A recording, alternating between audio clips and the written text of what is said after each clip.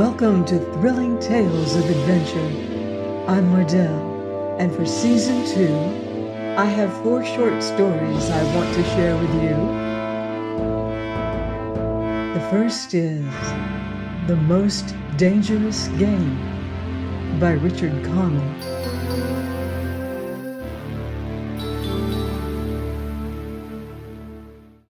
Off there to the right, somewhere, is a large island, said Whitney. It's rather a mystery. What island is it? Rainsford asked.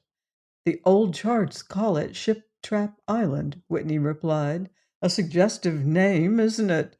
Sailors have a curious dread of the place. I don't know why. Some superstition. Can't see it, remarked Rainsford, trying to peer through the dank tropical night that was palpable as it pressed its thick, warm blackness in upon the yacht. You've good eyes, said Whitney with a laugh, and I've seen you pick off a moose moving in the brown fall bush at 400 yards. But even you can't see 4 miles or so through a moonless Caribbean night. Nor 4 yards, admitted Rainsford. It's like moist black velvet. It will be light enough in Rio, promised Whitney. We should make it in a few days. I hope the Jaguar guns have come from Purdy's. We should have some good hunting up the Amazon. Great sport, hunting. The best sport in the world, agreed Rainsford. For the hunter, amended Whitney, not for the Jaguar. Don't talk rot, Whitney, said Rainsford. You're a big game hunter, not a philosopher. Who cares how a jaguar feels? Perhaps the jaguar does, observed Whitney. They've no understanding. Even so, I rather think they understand one thing, fear. The fear of pain and the fear of death. Nonsense, laughed Rainsford. This hot weather is making you soft, Whitney. Be a realist. The world is made up of 2 classes, the hunters and the huntees. Luckily, you and I are hunters. Do you think we've passed that island yet? I can't tell in the dark. I hope so. Why? Asked Rainsford. Well, the place has a reputation. A bad one. Cannibals? Suggested Rainsford. Hardly. Even cannibals wouldn't live in such a god-forsaken place. But it's gotten into sailor lore somehow. Didn't you notice that the crew's nerves seemed a bit jumpy today? They were a bit strange, now you mention it, even Captain Nielsen. Yes, even that tough-minded old Swede who'd go up to the devil himself and ask him for a light. Those fishy blue eyes held a look I never saw there before. All I could get out of him was, "This place has an evil name among seafaring men, sir." Then he said to me very gravely, "Don't you feel anything?" As if the air about us was actually poisonous. Now you mustn't laugh when I tell you this. I did feel something like a sudden chill. There was no breeze. The sea was as flat as a plate-glass window. We were drawing near the island then. What I felt was a mental chill, a sort of sudden dread. Pure imagination, said Rainsford. One superstitious sailor can taint the whole ship's company with his fear. Maybe. But sometimes I think sailors have an extra sense that tells them when they are in danger. Sometimes I think evil is a tangible thing, with wavelengths, just as sound and light have. An evil place can, so to speak, broadcast vibrations of evil. Anyhow, I'm glad we're getting out of this zone. Well, I think I'll turn in now, Rainsford. I'm not sleepy, said Rainsford. I'm going to smoke another pipe up on the after deck. Good night, then, Rainsford. See you at breakfast. Right. Good night, Whitney. There was no sound in the night, as Rainsford sat there, but the muffled throb of the engine that drove the yacht swiftly through the darkness, and the swish and ripple of the wash of the propeller. Rainsford, reclining in a steamer chair, indolently puffed on his favorite briar. The sensuous drowsiness of the night was on him. It's so dark, he thought, that I could sleep without closing my eyes. The night would be my eyelids. An abrupt sound startled him. Off to the right he heard it, and his ears, expert in such matters, could not be mistaken. Again he heard the sound, and again. Somewhere, off in the blackness, someone had fired a gun 3 times. Rainsford sprang up and moved quickly to the rail, mystified. He strained his eyes in the direction from which the reports had come, but it was like trying to see through a blanket. He leaped upon the rail and balanced himself there to get greater elevation. His pipe, striking a rope, was knocked from his mouth. He lunged for it. A short, hoarse cry came from his lips as he realized he had reached too far and had lost his balance.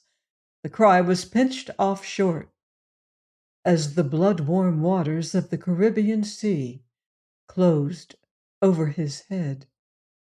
He struggled up to the surface and tried to cry out, but the wash from the speeding yacht slapped him in the face, and the salt water in his open mouth made him gag and strangle. Desperately, he struck out with strong strokes after the receding lights of the yacht, but he stopped before he had swum 50 feet. A certain cool-headedness had come to him. It was not the first time he had been in a tight place.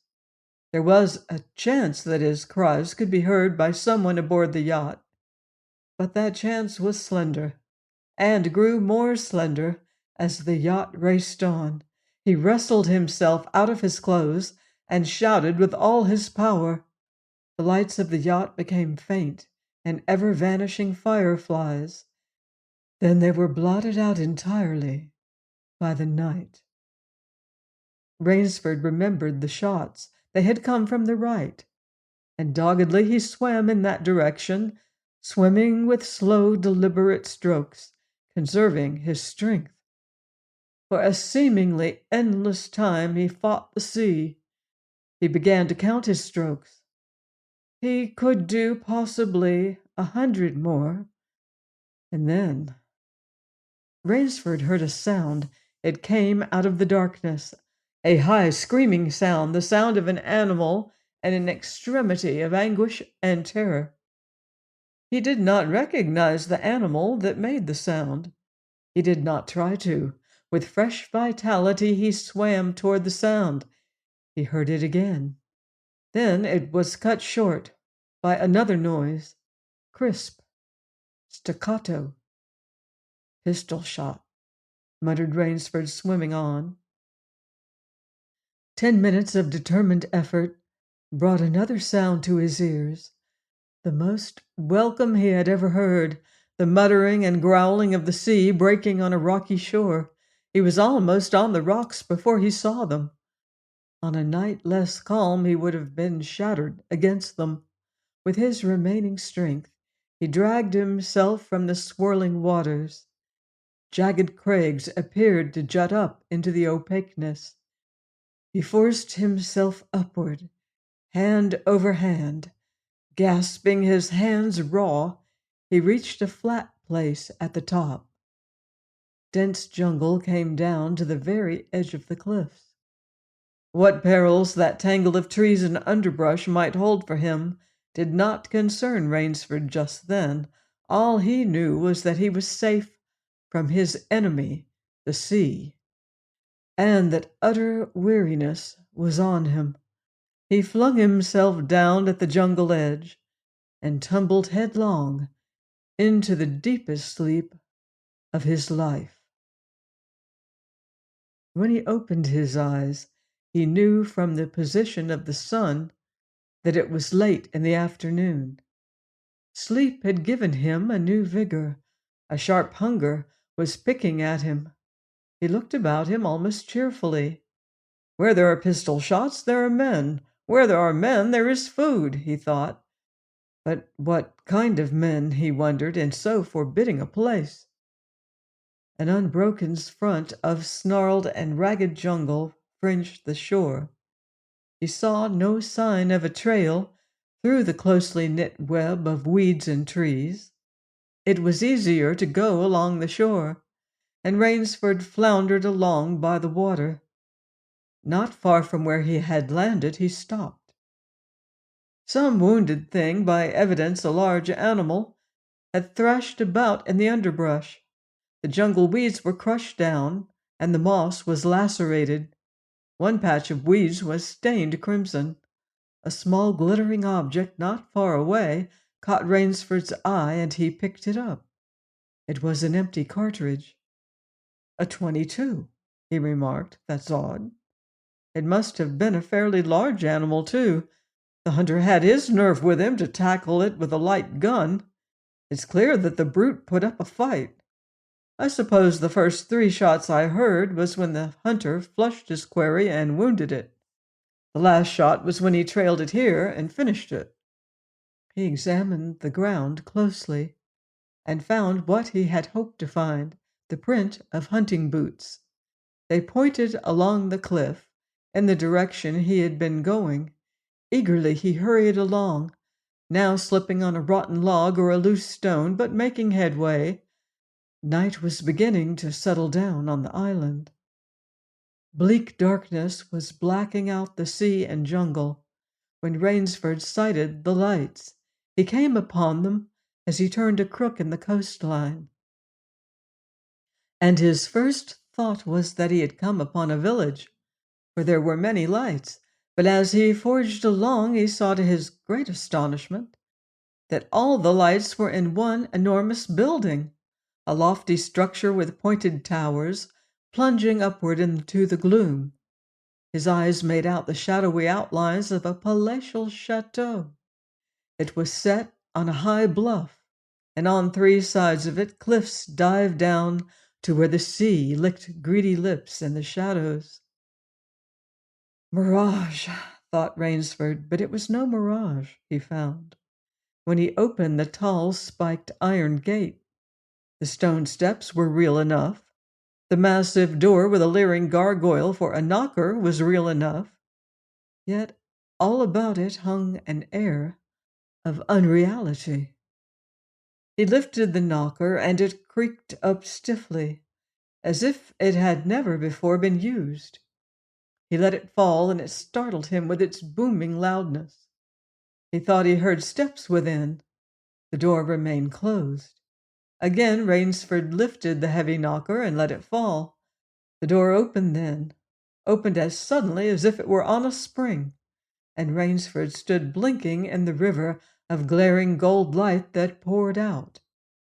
The first thing Rainsford's eyes discerned was the largest man Rainsford had ever seen, a gigantic creature, solidly made and black-bearded to the waist.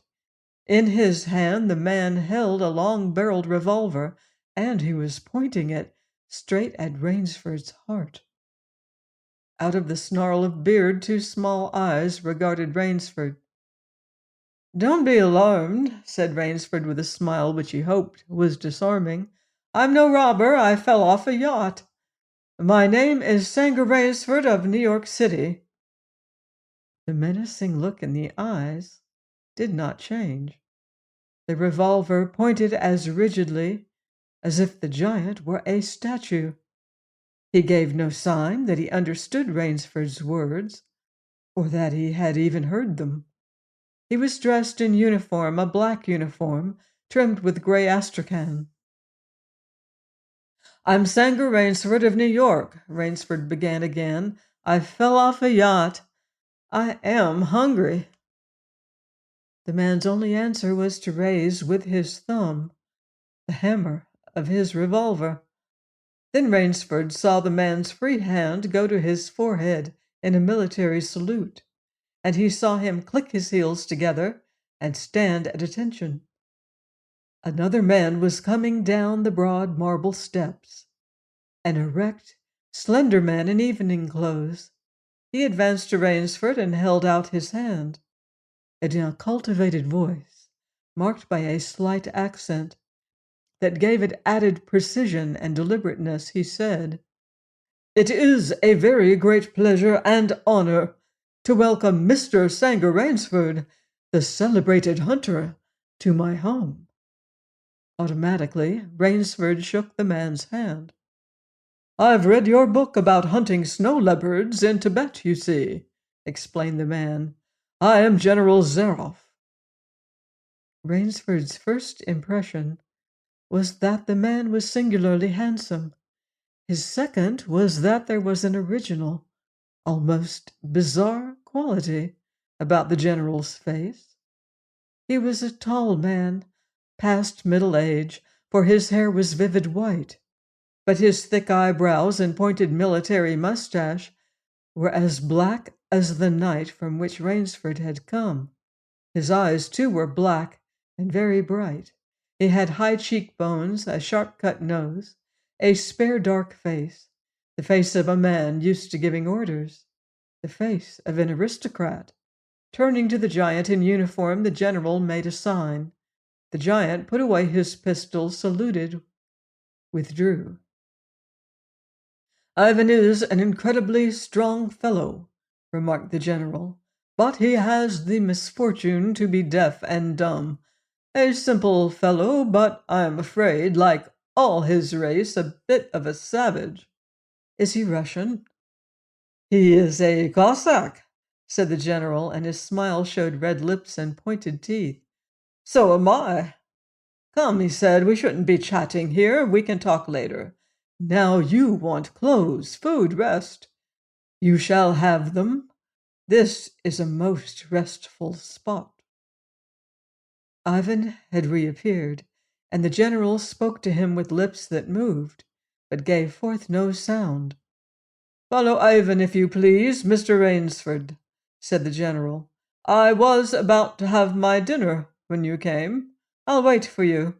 You'll find that my clothes will fit you, I think."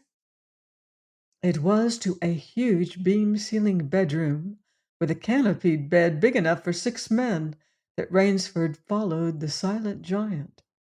Ivan laid out an evening suit, and Rainsford, as he put it on, noticed that it came from a London tailor who ordinarily cut and sewed for none below the rank of duke. The dining room to which Ivan conducted him was in many ways remarkable. There was a medieval magnificence about it, suggesting a baronial hall of feudal times. With its oaken panels, its high ceiling, its vast refectory table, where 20 men could sit down to eat. About the hall were mounted heads of many animals: lions, tigers, elephants, moose, bears. Larger or more perfect specimens Rainsford had never seen. At the great table, the general was sitting alone. "You'll have a cocktail, Mr. Rainsford," he suggested. The cocktail was surpassingly good, and Rainsford noted the table appointments were of the finest. The linen, the crystal, the silver, the china. They were eating borscht, the rich red soup with whipped cream, so dear to Russian palates. Half apologetically, General Zeroff said, "We do our best to preserve the amenities of civilization here. Please forgive any lapses. We are well off the beaten track, you know. Do you think the champagne has suffered from its long ocean trip?" "Not in the least," declared Rainsford. He was finding the general a most thoughtful and affable host, a true cosmopolite. But there was one small trait of the general's that made Rainsford uncomfortable. Whenever he looked up from his plate, he found the general studying him, appraising him narrowly. "Perhaps," said General Zeroff, "you were surprised that I recognized your name. You see, I read all books on hunting published in English, French, and Russian. I have but one passion in my life, Mr. Rainsford, and it is the hunt. You have some wonderful heads here, said Rainsford as he ate a particularly well-cooked filet mignon. That Cape buffalo is the largest I ever saw.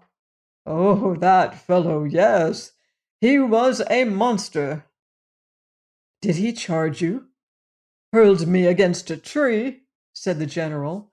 Fractured my skull. But I got the brute. I've always thought, said Rainsford, that the Cape buffalo is the most dangerous of all big game. For a moment, the general did not reply. He was smiling, his curious, red-lipped smile. Then he said slowly, No, you are wrong, sir. The Cape buffalo is not the most dangerous big game. He sipped his wine.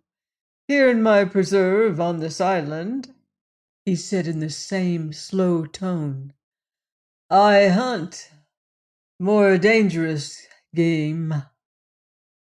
Rainsford expressed his surprise.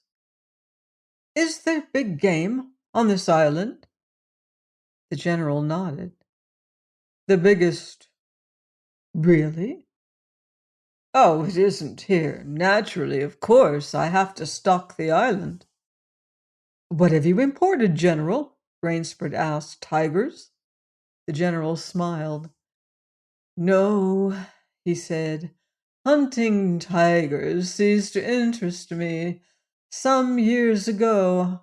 I exhausted their possibilities, you see. No thrill left in tigers, no real danger. I live for danger, Mr. Rainsford. The general took from his pocket a gold cigarette case and offered his guest a long black cigarette with a silver tip. It was perfumed and gave off a smell like incense. We shall have some capital hunting, you and I, said the general. I shall be most glad to have your society. But what game? Began Rainsford. I'll tell you, said the general. You will be amused, I know. I think I may say in all modesty that I have done a rare thing. I have invented a new sensation. May I pour you another glass of port, Mr. Rainsford? Thank you, General. The general filled both glasses and said, God makes some men poets. He makes kings, some beggars. Me he made a hunter. My hand was made for the trigger. My father said he was a very rich man with 250,000 acres in the Crimea, and he was an ardent sportsman. When I was only 5 years old, he gave me a little gun, specially made in Moscow for me, to shoot sparrows with. When I shot some of his prize turkeys with it, he did not punish me. He complimented me on my marksmanship. I killed my first bear in the Caucasus when I was 10. My whole life has been one prolonged hunt. I went into the army, it was expected, of noblemen's sons, and for a time commanded a division of Cossack cavalry, but my real interest was always the hunt. I have hunted every kind of game in every land. It would be impossible for me to tell you how many animals I have killed. The general puffed at his cigarette.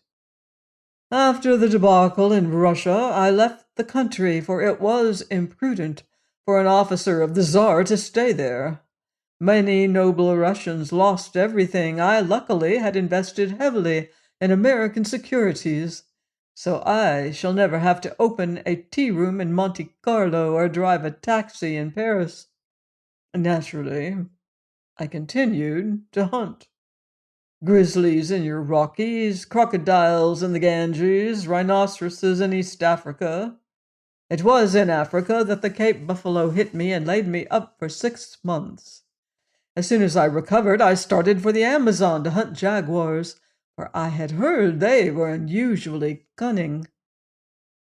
They weren't, the Cossack sighed. They were no match at all for a hunter with his wits about him and a high-powered rifle. I was bitterly disappointed. I was lying in my tent with a splitting headache one night when a terrible thought pushed its way into my mind. Hunting was beginning to bore me, and hunting, remember, had been my life.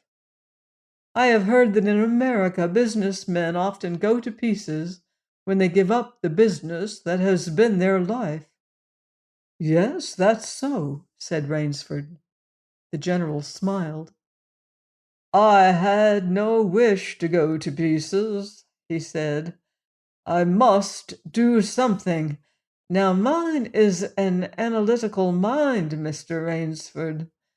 Doubtless that is why I enjoy the problems of the chase. No doubt, General Zeroff. So, continued the general, I asked myself, why? The hunt no longer fascinated me. You are much younger than I am, Mr. Rainsford, and have not hunted as much. But you, perhaps, can guess the answer. What was it? Simply this.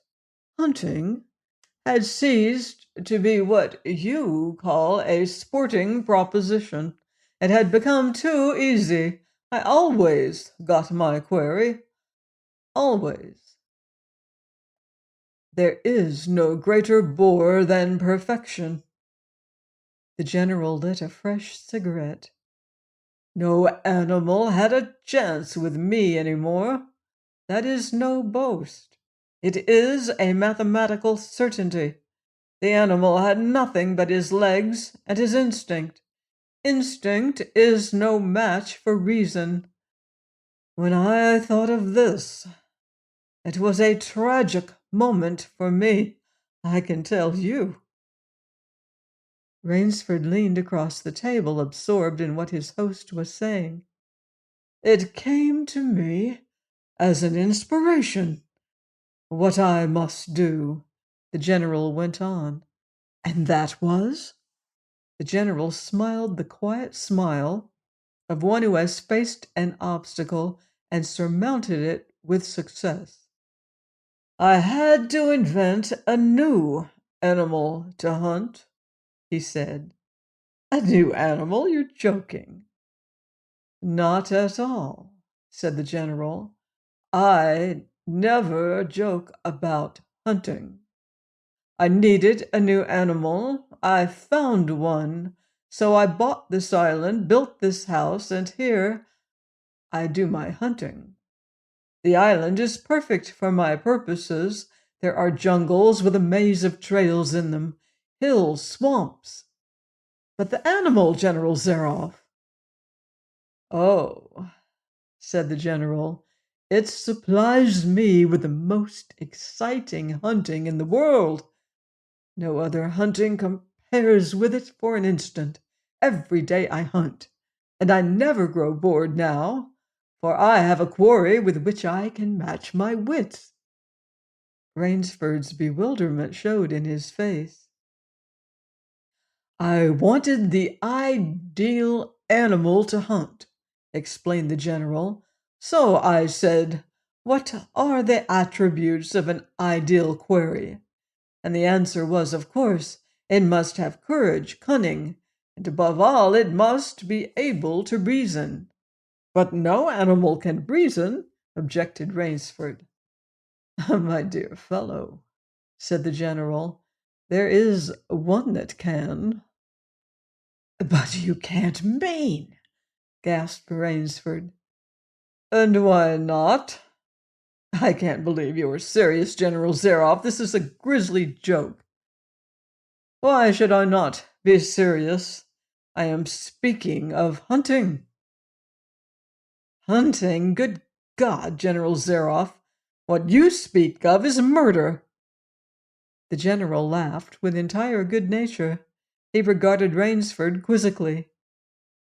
"I refuse to believe that so modern and civilized a young man as you seem to be harbors romantic ideas about the value of human life. Surely your experiences in the war did not make me condone cold-blooded murder," finished Rainsford stiffly. Laughter shook the general. "How extraordinarily droll you are," he said. "One does not expect nowadays to find a young man of the educated class, even in America, with such a naive and, if I may say so, mid-Victorian point of view. It's like finding a snuff box in a limousine. Ah, well, doubtless you had Puritan ancestors. So many Americans appear to have had. I'll wager you'll forget your notions when you go hunting with me. You've a genuine new thrill in store for you, Mr. Rainsford." "Thank you. I'm a hunter, not a murderer." "Dear me," said the general, quite unruffled. "Again, that unpleasant word. But I think I can show you that your scruples are quite ill-founded." "Yes?" "Life is for the strong, to be lived by the strong, and if needs be, taken by the strong. The weak of the world were put here to give the strong pleasure. I am strong.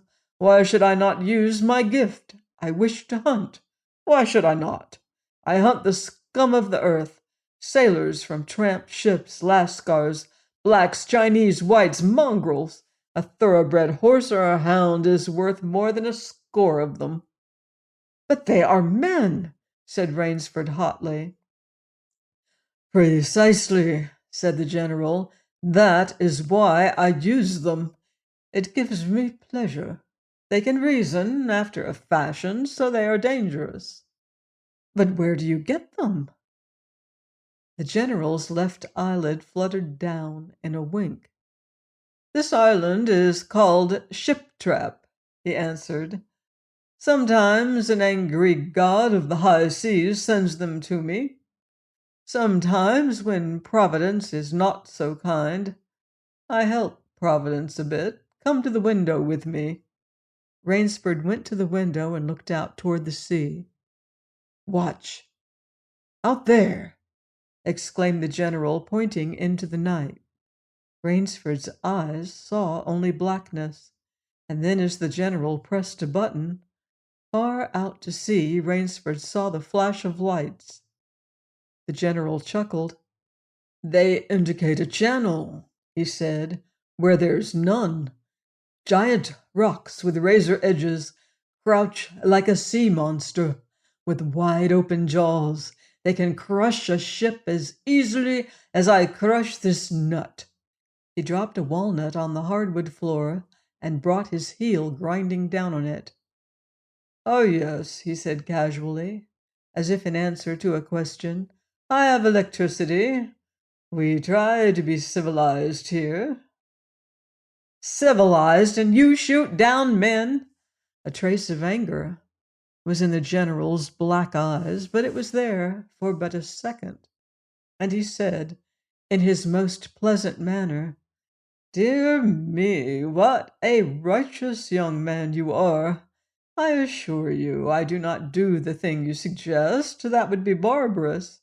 I treat these visitors with every consideration. They get plenty of good food and exercise. They get into splendid physical condition. You shall see for yourself tomorrow." "What do you mean?" "We'll visit my training school," smiled the general. "It's in the cellar. I have about a dozen pupils down there now. They're from the Spanish bark Sanlúcar that had the bad luck to go on the rocks cut there.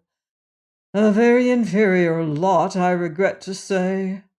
Poor specimens, and more accustomed to the deck than to the jungle." He raised his hand, and Ivan, who served as waiter, brought thick Turkish coffee. Rainsford, with an effort, held his tongue in check. "It's a game, you see," pursued the general blandly. "I suggest to one of them that we go hunting. I give him a supply of food and an excellent hunting knife. I give him 3 hours' start. I am to follow, armed only with a pistol of the smallest caliber and range. If my quarry eludes me for 3 whole days, he wins the game. If I find him," the general smiled, "he loses." "Suppose he refuses to be hunted?" "Oh," said the general, "I give him his option, of course. He need not play that game if he doesn't wish to. If he does not wish to hunt, I turn him over to Ivan. Ivan once had the honor of serving as official nauter to the great white Tsar, and he has his own ideas of sport. Invariably, Mr. Rainsford, invariably, they choose the hunt." "And if they win?" The smile on the general's face widened. "To date, I have not lost," he said. Then he added hastily, "I don't wish you to think me a braggart, Mr. Rainsford. Many of them afford only the most elementary sort of problem. Occasionally I strike a Tartar. One almost did win. I eventually had to use the dogs." "The dogs? This way, please. I'll show you." The general steered Rainsford to a window. The lights from the windows sent a flickering illumination that made grotesque patterns on the courtyard below, and Rainsford could see, moving about there, a dozen or so huge black shapes. As they turned toward him, their eyes glittered greenly. "A rather good lot, I think," observed the general. "They are let out at 7 every night. If any one should try to get into my house, or out of it, something extremely regrettable would occur to him." He hummed a snatch of song from the Folie Bergère. "And now," said the general, "I want to show you my new collection of heads. Will you come with me to the library?" "I hope," said Rainsford, "that you will excuse me tonight, General Zeroff. I'm really not feeling well at all." "Oh, indeed?" the general inquired solicitously. "Well, I suppose that's only natural after your long swim. You need a good, restful night's sleep. Tomorrow you'll feel like a new man, I'll wager. Then we'll hunt. Eh? I've one rather promising prospect." Rainsford was hurrying from the room. "Sorry you can't go with me tonight," called the general. "I expect rather fair sport. A big, strong black. He looks resourceful. Well, good night, Mr. Rainsford. I hope you have a good night's rest." The bed was good, and the pajamas of the softest silk, and he was tired in every fiber of his being. But nevertheless, Rainsford could not quiet his brain with the opiate of sleep. He lay, eyes wide open. Once he thought he heard stealthy steps in the corridor outside his room. He sought to throw open the door. It would not open. He went to the window and looked out. His room was high up in one of the towers. The lights of the chateau were out now, and it was dark and silent. But there was a fragment of sallow moon, and by its wan light he could see dimly the courtyard. And there, weaving in and out in the pattern of shadow, were black, noiseless forms. The hounds heard him at the window and looked up expectantly with their green eyes. Rainsford went back to the bed and lay down. By many methods, he tried to put himself to sleep. He had achieved a doze when just as morning began to come. He heard, far off in the jungle, the faint report of a pistol. General Zaroff did not appear until luncheon. He was dressed faultlessly in the tweeds of a country squire. He was solicitous about the state of Rainsford's health. As for me, sighed the general, I do not feel so well. I am worried, Mr. Rainsford. Last night I detected traces of my old complaint. To Rainsford's questioning glance, the general said, ennui, boredom. Then, taking a second helping of crepe Suzette, the general explained, the hunting was not good last night. The fellow lost his head. He made a straight trail that offered no problems at all. That's the trouble with these sailors. They have dull brains to begin with, and they do not know how to get about in the woods. They do excessively stupid and obvious things. It's most annoying. Will you have another glass of Chablis, Mr. Rainsford? General, said Rainsford firmly, I wish to leave this island at once. The general raised his thickets of eyebrows. He seemed hurt. But, my dear fellow, the general protested, you've only just come. You've had no hunting. I wish to go today, said Rainsford. He saw the dead black eyes of the general on him, studying him. General Zaroff's face suddenly brightened. He filled Rainsford's glass with a venerable Chablis from a dusty bottle. Tonight, said the general, we will hunt, you and I. Rainsford shook his head. No, General, he said, I will not hunt.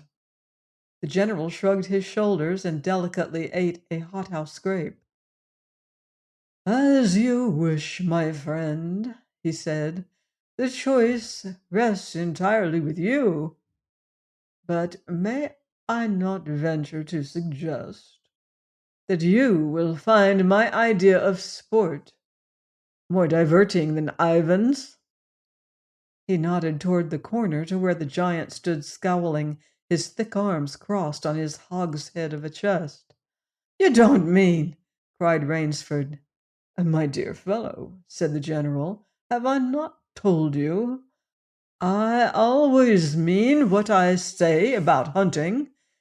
This is really an inspiration.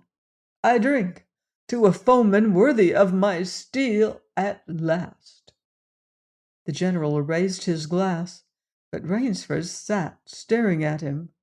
You'll find this game worth playing, the general said enthusiastically. Your brain against mine, your woodcraft against mine, your strength and stamina against mine. Outdoor chess. And the stake is not without value, eh? And if I win, began Rainsford huskily, I'll cheerfully acknowledge myself defeated if I do not find you by midnight of the third day, said General Zaroff. My sloop will place you on the mainland near a town. The general read what Rainsford was thinking. Oh, you can trust me, said the Cossack. I will give you my word as a gentleman and a sportsman.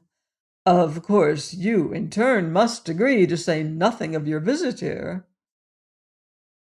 I'll agree to nothing of the kind, said Rainsford. Oh, said the general, in that case, but why discuss that now? 3 days hence we can discuss it over a bottle of Veuve Clicquot, unless— The general sipped his wine.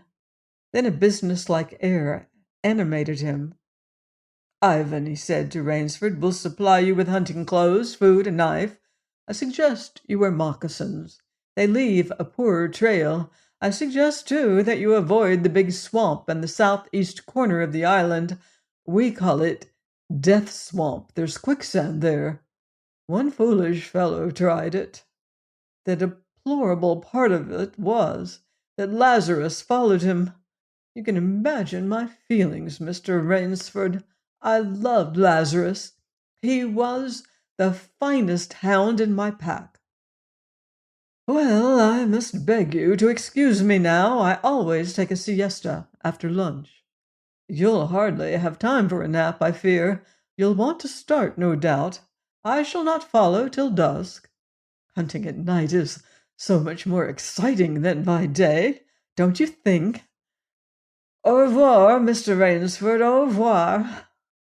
General Zaroff, with a deep courtly bow, strolled from the room. From another door came Ivan. Under one arm he carried khaki hunting clothes, a haversack of food, a leather sheath containing a long-bladed hunting knife. His right hand rested on a cocked revolver thrust in the crimson sash about his waist.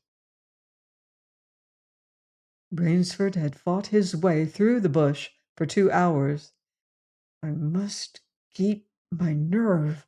I must keep my nerve, he said through tight teeth. He had not been entirely clear-headed when the chateau gate snapped shut behind him. His whole idea at first was to put distance between himself and General Zaroff, and to this end he had plunged along, spurred on by the sharp rowels of something very like panic. Now he had got a grip on himself, had stopped, and was taking stock of himself and the situation. He saw that straight flight was futile. Inevitably, it would bring him face to face with the sea. He was in a picture with a frame of water, and his operations clearly must take place within that frame. I'll give him a trail to follow, muttered Rainsford, and he struck off from the rude path he had been following into the trackless wilderness. He executed a series of intricate loops. He doubled on his trail again and again, recalling all the lore of the fox hunt and all the dodges of the fox. Night found him leg-weary, with hands and face lashed by the branches, on a thickly wooded ridge. He knew it would be insane to blunder on through the dark, even if he had the strength. His need for rest was imperative, and he thought, I've played the fox, now I must play the cat of the fable. A big tree with a thick trunk and outspread branches was nearby, and taking care not to leave the slightest mark, he climbed up into the crotch and, stretching out on one of the broad limbs after a fashion, rested.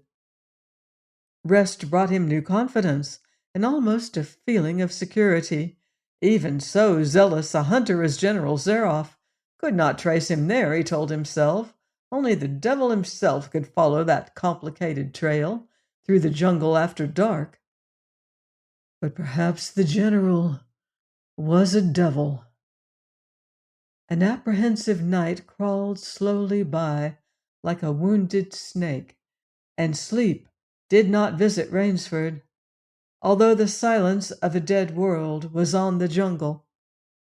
Toward morning, when a dingy gray was varnishing the sky, the cry of some startled bird focused Rainsford's attention in that direction. Something was coming through the bush, coming slowly, carefully, coming by the same winding way Rainsford had come. He flattened himself down on the limb, and through a screen of leaves, almost as thick as tapestry, he watched. The thing that was approaching was a man. It was General Zaroff. He made his way along with his eyes fixed in utmost concentration on the ground before him. He paused almost beneath the tree, dropped to his knees, and studied the ground. Rainsford's impulse was to hurl himself down like a panther, but he saw that the general's right hand held something metallic, a small automatic pistol. The hunter shook his head several times as if he were puzzled. Then he straightened up and took from his case one of his black cigarettes. Its pungent incense-like smoke floated up to Rainsford's nostrils. Rainsford held his breath. The general's eyes had left the ground and were traveling inch by inch up the tree. Rainsford froze there, every muscle tensed for a spring. But the sharp eyes of the hunter stopped before they reached the limb where Rainsford lay. A smile spread over his brown face. Very deliberately he blew a smoke ring into the air. Then he turned his back on the tree and walked carelessly away, back along the trail he had come. The swish of the underbrush against his hunting boots grew fainter and fainter. The pent-up air burst hotly from Rainsford's lungs. His first thought made him feel sick and numb. The general could follow a trail through the woods at night. He could follow an extremely difficult trail. He must have uncanny powers. Only by the merest chance had the Cossack failed to see his quarry. Rainsford's second thought was even more terrible. It sent a shudder of cold horror through his whole being. Why had the general smiled? Why had he turned back? Rainsford did not want to believe what his reason told him was true, but the truth was as evident as the sun that had by now pushed through the morning mist. The general was playing with him. The general was saving him for another day's sport. The Cossack was the cat. He was the mouse. Then it was that Rainsford knew the full meaning of terror. I will not lose my nerve. I will not. He slid down from the tree and struck off again into the woods. His face was set, and he forced the machinery of his mind to function. 300 yards from his hiding place he stopped, where a huge dead tree leaned precariously on a smaller living one. Throwing off his sack of food, Rainsford took his knife from its sheath and began to work with all his energy. The job was finished at last, and he threw himself down behind a fallen log 100 feet away. He did not have long to wait. The cat was coming again to play with the mouse. Following the trail with the sureness of a bloodhound came General Zaroff. Nothing escaped those searching black eyes. No crushed blade of grass, no bent twig, no mark, no matter how faint, in the moss. So intent was the Cossack on his stalking that he was upon the thing Rainsford had made before he saw it. His foot touched the protruding brow that was the trigger. Even as he touched it, the general sensed his danger and leapt with the agility of an ape. But he was not quite quick enough. The dead tree, delicately adjusted to rest on the cut living one, crashed down and struck the general a glancing blow on the shoulder as it fell. But for his alertness, he must have been smashed beneath it. He staggered, but he did not fall, nor did he drop his revolver. He stood there, rubbing his injured shoulder, and Rainsford, with fear again gripping his heart, heard the general's mocking laugh ring through the jungle. "Rainsford," called the general, "if you are within sound of my voice, as I now suppose you are, let me congratulate you. Not many men know how to make a Malay man-catcher. Luckily for me, I too have hunted in Malacca. You are proving interesting, Mr. Rainsford. I am now going to have my wound dressed. It's only a slight one, but I shall be back. I shall be back." When the general, nursing his bruised shoulder, had gone, Rainsford took up his flight again. It was flight now, a desperate, hopeless flight. It carried him on for some hours. Dusk came, then darkness, and still he pressed on. The ground grew softer under his moccasins. The vegetation grew ranker and denser. Insects bit him savagely. Then, as he stepped forward, his foot sank into the ooze. He tried to wrench it back, but the muck sucked viciously at his foot, as if it were a giant leech. With a violent effort, he tore his foot loose. He knew where he was now, Death's Swamp and its quicksand. His hands were tight closed, as if his nerve were something tangible that someone in the darkness was trying to tear from his grip. The softness of the earth had given him an idea.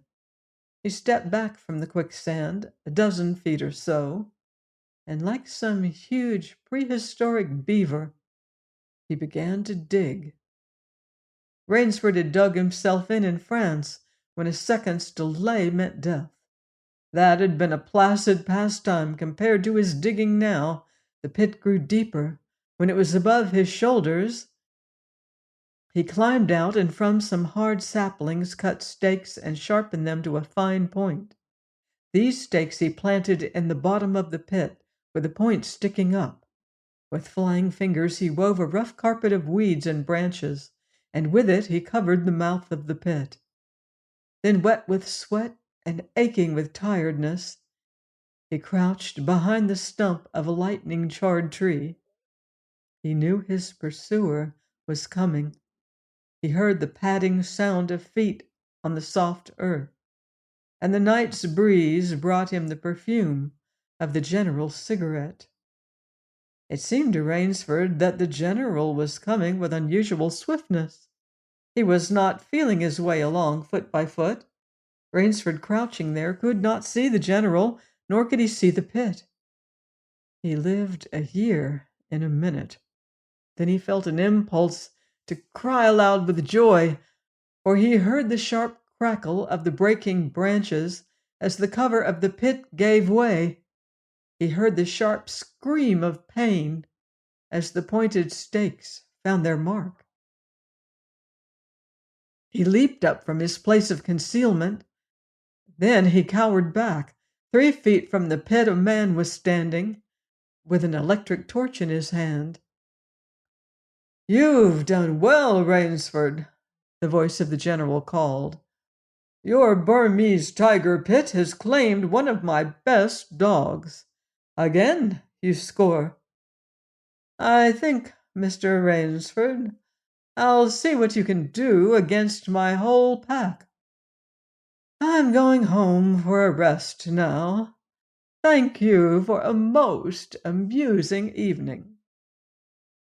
At daybreak, Rainsford, lying near the swamp, was awakened by a sound that made him know that he had new things to learn about fear. It was a distant sound, faint and wavering, but he knew it. It was the baying of a pack of hounds. Rainsford knew he could do one of 2 things. He could stay where he was and wait. That was suicide. He could flee.